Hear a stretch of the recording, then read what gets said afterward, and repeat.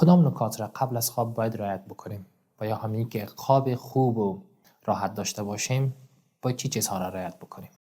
سلام دوستان نهایت عزیز، باز هم خوش آمدید به یکی دیگر از ویدیوهای پیام سلامت. موضوع این ویدیو در مورد نکاتی که به شما کمک میکند تا خواب خوب و راحت داشته باشید. خیلی از دوستان در صفحه ما پیام مانده بودند که چطور میتونیم یک خواب خوب و راحت داشته باشیم. پس این ویدیو برای شما هست و این نکات را حتما رعایت بکنید. 1. زمان خواب رفتن و بیدار شدنتان ثابت باشه. اگر یک شب قرار است ساعت 9 بخوابین، پس هر شب باید ساعت 9 بخوابین. و اگر قرار است ساعت 7 صبح بیدار شوین، پس هر صبح به شمول روزهای رخصتی هم ساعت 7 صبح بیدار شوین. 2. جایی که میخوابین و یا هم اتاق که میخواین بخوابین، مطمئن شوین که سر و صدا نباشه و اتاق به مقدار کافی تاریک باشه و یا هم نور نباشه که مزاحمت خواب شما شود. و همچنان درجه حرارت اتاق نرمال باشه، نه سرد باشه و نه هم زیاد گرم باشه.